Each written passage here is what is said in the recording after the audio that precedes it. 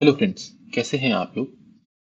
आज हम अपनी जो हमने वैदिक मैथ्स की सीरीज शुरू की थी उसके 9th कॉन्सेप्ट में पहुंचे हैं जिसमें हम क्वाड्रेटिक इक्वेशन डिस्कस करेंगे। हम क्वाड्रेटिक इक्वेशन को वैदिक मैथ्स की टेक्निक से सॉल्व करेंगे। तो चलिए स्टार्ट करते हैं। स्टार्ट करने से पहले बेसिक ऑफ क्वाड्रेटिक इक्वेशन होती क्या है। तो quadratic equation is an equation in the form of ax square plus bx plus c is equal to 0, जिसमें कोफिशिएंट ऑफ x स्क्वायर यानी कि a 0 के बराबर नहीं है।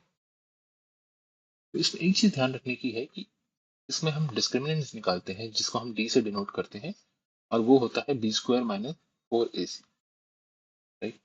अगर डिस्क्रिमिनेंट जीरो है तो उस इक्वेशन की वन रूट होगी, सिंगल रूट होगी।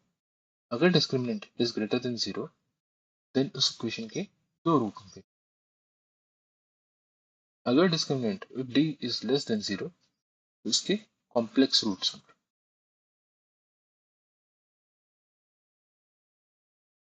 तो ये इंपॉर्टेंट चीज है। हम कैसे, जनरली आपने देखा होगा ट्रेडिशनल वे में आप अल्फा बीटा से इसके रूट्स को डिनोट करते हैं, और आप बोलते हैं minus B plus minus B upon 2a। तो ये इसके रूट्स होते हैं, राइट। तो ये तो आपने इस तरीके से सॉल्व किया होगा, राइट। डिस्क्रिमिनेंट यहाँ पे भी वही लिखा हुआ है, discriminant is B square minus 4ac to determine the nature of roots. Nature of roots हमने बात कर ली है। यहाँ पे पॉजिटिव सिंगल रूट होगा, यहाँ पे दो रूट होंगे, और यहाँ पे कॉम्प्लेक्स रूट होंगे, राइट। नेक्स्ट, और हम इस सेशन में हम तीन वैदिक सूत्र से क्वाड्रेटिक इक्वेशन को सॉल्व करेंगे। फर्स्ट वन इज विलोकनम। विलोकनम का मतलब है by observation, solve by minute observation, right. दूसरा सूत्र है शून्यम समय समयोच्चा। व्हेन समयोच्चा is same basically means numerator उसका रेशियो सेम है, then it is equal to zero. तो हम आगे देखेंगे भी इसको डिटेल में समझेंगे। और तीसरा है अनुरूप शून्यामनात। If one is in ratio then another one is zero. तो अभी बेसिकली खाली नाम आप समझ लीजिए, आगे हम इसको डिटेल में समझेंगे। तो चलिए स्टार्ट करते हैं विलोकनम सूत्र से। विलोकनम सूत्र अगर बोलता है, अगर इक्वेशन इस फॉर्म में हो, इस फॉर्म में x plus one by x equals to A plus one by, इस टाइप से अगर आपको इक्वेशन दिखती है तो हम कह सकते हैं कि x is one, x is a, और x इज वन बाई। तो हमारे सीधे इसमें से इसकी वैल्यू हम निकाल सकते हैं। तो हमें करना क्या होगा, हमें बेसिकली इस टाइप से तो ली नहीं होगी इक्वेशन, हमें या तो इस टाइप से दी होगी x square plus one upon x equal to a square plus one upon a. तो हमें पहले इसको फैक्टराइज करके इस फॉर्म में कन्वर्ट करना पड़ेगा। देन हम कंपेयर करके, बाय कंपेयरिंग बाय ऑब्जर्वेशन, हम बोल सकते हैं कि x is equal to A और x is equal to one by, right. तो चलिए कुछ क्वेश्चंस को अटेम्प्ट करते हैं। फर्स्ट क्वेश्चन, इसमें आप देख रहे हैं x plus two upon x plus one plus x plus one upon x plus two is equal to 37/6। अब इसमें आपको अगर देखें, ध्यान से देखें, x plus two upon x plus one, right, ये आपको दिया है, plus x plus one upon x plus two, ये आपको दिया हुआ है, इज इक्वल टू 37/6। अगर आप ध्यान से ऑब्जर्व करेंगे, आप ध्यान से ऑब्जर्व करेंगे, तो this is nothing but 6 plus 1/6, right. 6 plus 1/6, अगर इसको आपको ये ऑब्जर्व कर पाए तो आपका ये क्वेश्चन सॉल्व हो जाएगा। जस्ट बाय ऑब्जर्वेशन ही आपको इसको सॉल्व करना है। तो आप बोलेंगे कि x plus one by x और x plus one by two, x plus one by upon x plus two equal to this. तो आप सीधे लिखेंगे कि इनमें से एक टर्म से इज इक्वल टू 6। तो आप सॉल्व करने जाएंगे तो क्या आ जाएगा, 5x equals to 4, sorry -4, x is equal to -4/5, फिर 1/4, राइट। और एक बार आप कहेंगे x plus two upon x plus one is equal to 1/6। अब आप सॉल्व करेंगे तो क्या आएगा, बार भी 5x इज इक्वल टू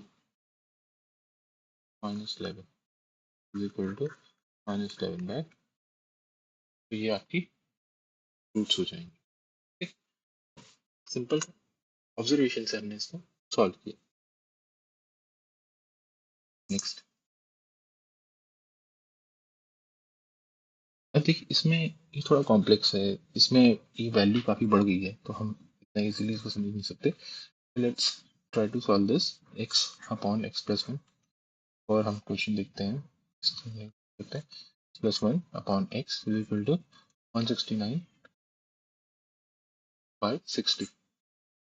ऐसे केस में आप क्या करेंगे, आप 60 के फैक्टर्स लिखेंगे। ठीक है, इसमें आप 60 के फैक्टर्स लिखेंगे। 60 को how can we represent 60? We can write 60 as 5 into 12 और 4 इंटू 15, 3 इंटू 20 एंड 2 इंटू 30। इस टाइप से लिख सकते हैं। तो आप हम इसको क्या करते हैं, दोनों नंबर को स्क्वायर करके ऐड करने की कोशिश करते हैं। 2 स्क्वायर प्लस 30 स्क्वायर, तो काफ़ी बड़ा नंबर आ जाएगा। 900 प्लस 4 904, ये तो काफ़ी ज़्यादा बड़ा है, तो उसको निगलेक्ट कर सकते हैं। Then this is 20 square plus 3 square, what is this? This is 400 plus 9, ये 409, काफ़ी बड़ा नंबर आ रहा है हमें। 169, बेसिकली हमारा आइडिया है कि आप 169 के आसपास इस नंबर को लेके जाएंगे, 169 के इक्वली। दिस इज 16 प्लस 225, ये कितना आ रहा है? दिस इज 241, ये भी काफ़ी बड़ा नंबर आ रहा है। What is this? This is 25 plus 144, this is 116। इसका मतलब x की वैल्यू क्या होगी? इसका मतलब we can represent this equation, इस इक्वेशन को हम 12/5 प्लस 5/12 के फॉर्म में लिख सकते हैं। इसका मतलब हमारा x upon x plus 1 equal to 12/5। अगर इस टाइप की इक्वेशन आती तो आप इसको कैसे सॉल्व करते थे, राइट? तो this is nothing but 7x equals to -12 और x इक्वल्स टू -12/7। और दूसरी बार में आप क्या कहेंगे, x upon x plus 1 equal to 5/12, this is 7x equals to 5 and x equals to 5/2। तो x की वैल्यू क्या आएगी? -12/5, 12/7 एंड 5/2। इजी है। तो ये आपको बस फैक्टराइजेशन समझना है। You have to make factorise the value, 60 को फैक्टराइज करना है अलग अलग फैक्टर्स में, और उनके स्क्वायर को ऐड करके देखना है कि कौन सा नंबर न्यूमरेटर के इक्वल बन रहा है। जो न्यूमरेटर के इक्वल बन जाएगा, that will be the basically उसका, उस नंबर को और उसका रिवर्स को आप लिख सकते हैं। यहाँ पे 5/12, 5 इंटू 12 था, तो 5/12 plus 12/5। Okay, now moving on to the second method, that is Swainayam-Anayath method. So if one is in ratio, then another one is zero. Another one is zero. For example, इस वाले example में आप देखिए कि ratio क्या आ रहा है। अगर हम x को 0 रख देते हैं तो b/b, c/c, d/d। तो यहाँ पे भी 2 आ रहा है, यहाँ पे भी 2 आ रहा है। इसका मतलब इस केस में x will be 0, one of the root is 0। Other root के लिए क्या करेंगे? अदर रूट के लिए आपको कुछ नहीं करना है, जो डिनोमिनेटर में है, जैसे x plus a plus x plus b equals to, इसको 0 के इक्वल रख लीजिए, x प्लस सी या x plus C plus x plus D equals to 0। इससे जो सॉल्व करके वैल्यू आएगी, that will be second root. Okay, second root.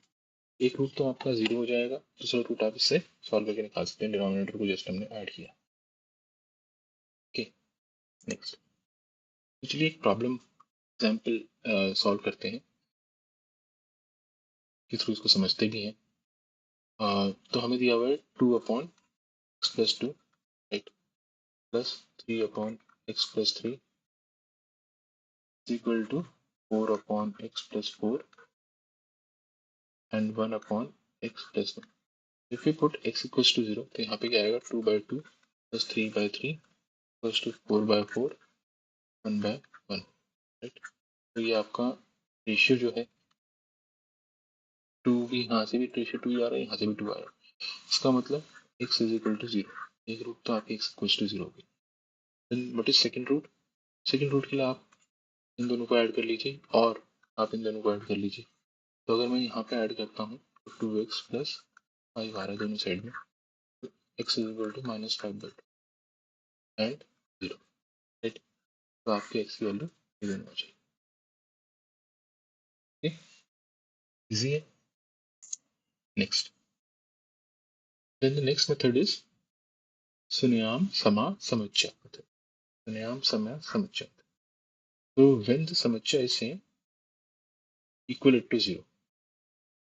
For example, for equation numerator by denominator, अगर you have been provided, let's say equation है x plus a x plus b and equals to say x plus c x plus d, इस type से आपको equation दी हुई है। तो this is numerator 1, this is numerator 1, right? Denominator 1, this is numerator 2, this is denominator 2. What it is saying is numerator 1 by denominator 1, अगर equation में numerator 2 और denominator 2 के बराबर है,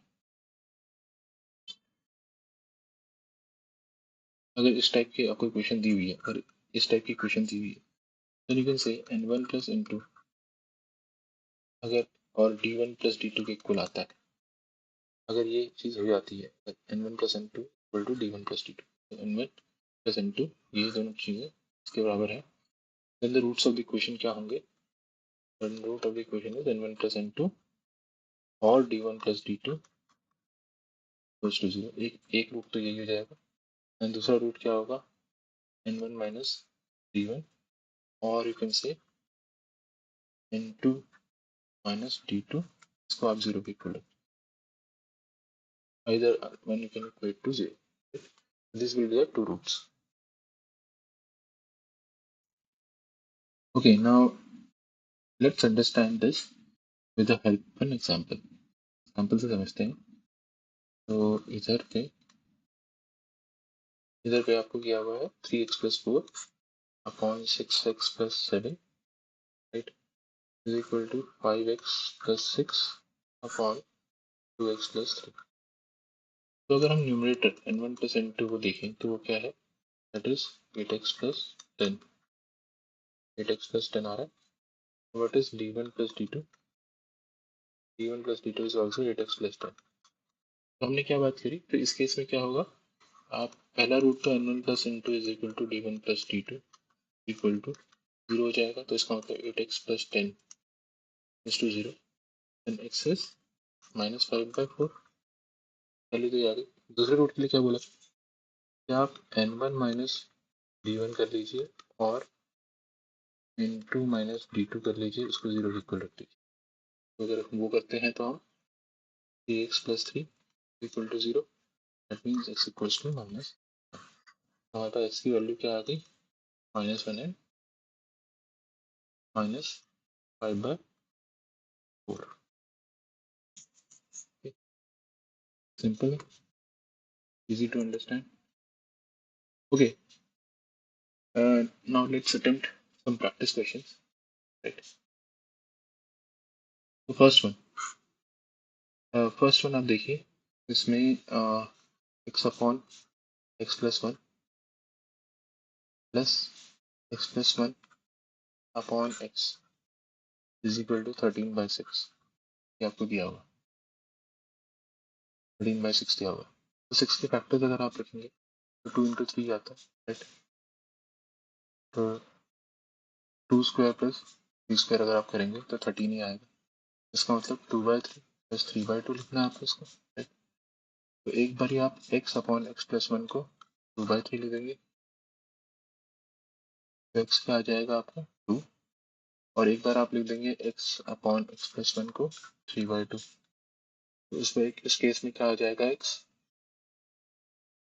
minus x equals to 3, x equals to -3। ये आपका solution हो जाएगा फर्स्ट क्वेश्चन का।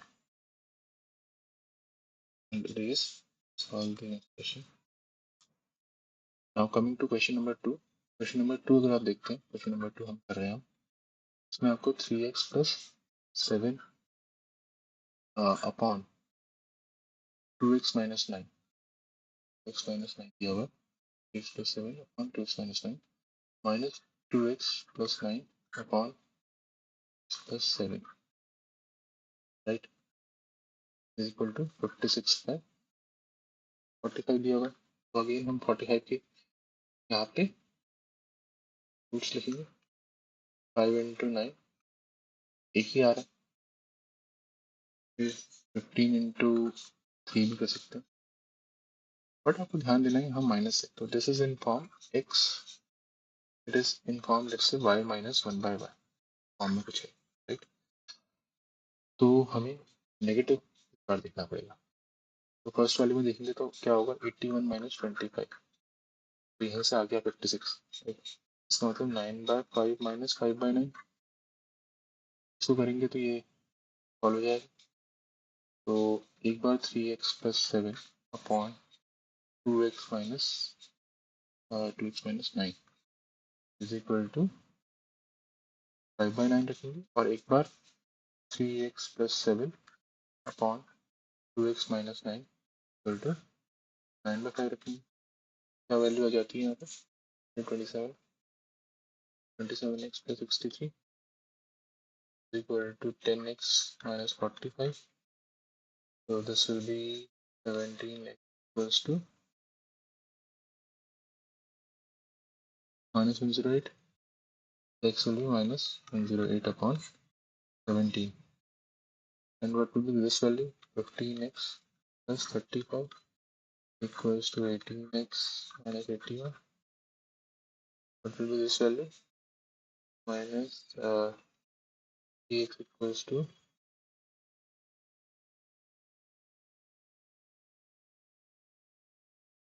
16. This will be minus 116 upon 3. Okay.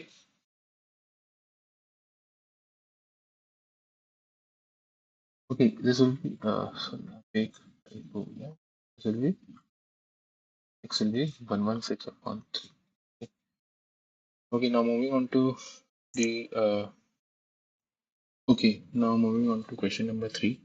Question number 3 में अगर आप देखेंगे, question number 3 is 2x plus 3 upon x, right, plus 4x upon 2x plus 3 equal to 13/3. तो इसमें आपको ऑब्जर्व करना है कि this is y plus 4/y form में समथिंग। तो अगेन जो डिनोमिनेटर को आप लिखेंगे, 3 को राइट 1 इंटू 3, राइट, 1 इंटू 3 के फॉर्म में लिख सकते हैं स्क्वायर, तो बेसिकली 3 प्लस 1/3, बट इससे तो 10/3 बन रहा है, तो हमें 4 को कैसे एडजस्ट करना पड़ेगा। 4 को अगर यहाँ एडजस्ट करते हैं तो इट विल बी 37/3, इससे हो रहा है। अगर 4 को दूसरी एडजस्ट करते हैं, 3 प्लस 4/3 लिखते हैं, तो इट विल बी राइट 13/3, तो ये तरीके से आएगा। Basically now we can write 2x plus 3 upon x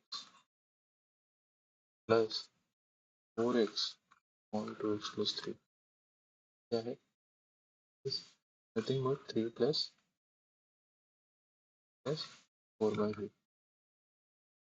3 plus 4/3, इसका मतलब 2x plus 3 upon x plus 3, and second equation में आपको क्या लिख सकते हैं, 2x plus 3 upon x equal to 4/,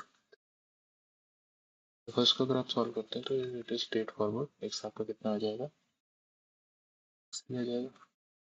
second को आप सॉल्व करते हैं तो आपके पास क्या आ जाएगा, 6 plus 9 4x, so 9 will 9/,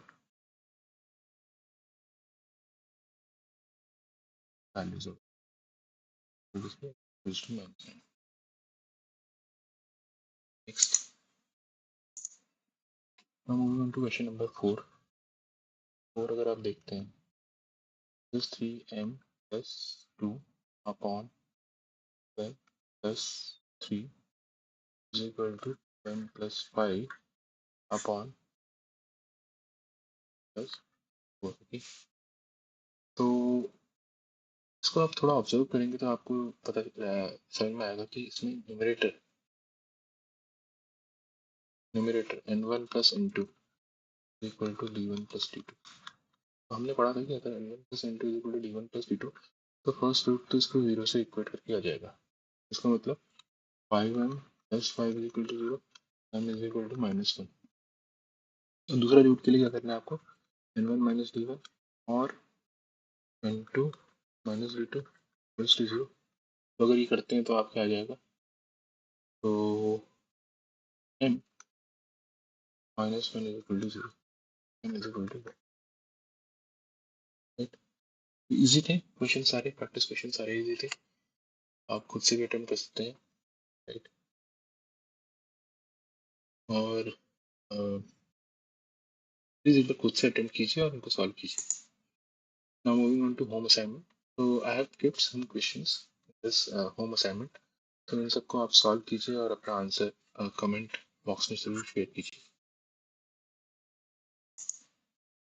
तो कुछ की टेक अवेज जो आज हमने सेशन किया था। तो Vedic maths will help you in reducing the solving time, right. आप सबसे इम्पोर्टेंट इसमें एस्पेक्ट ये रहेगा कि you have to identify the pattern. Pattern आपको आइडेंटिफाई करना है, जो पैटर्न एप्लीकेबल होगा उसकी तरफ से आपको फिर आपको सॉल्व करना है। तो हमने आज के सेशन में 3 सूत्र कवर किए हैं, आप इनकी प्रैक्टिस कीजिए एंड प्लीज जितने भी क्वेश्चंस इसमें दिए गए हैं और जो भी एग्जांपल हमने आज क्लास में सॉल्व किया है उन सबको प्लीज भी अटेम्प्ट कीजिए। तो thank you, that's all from my side.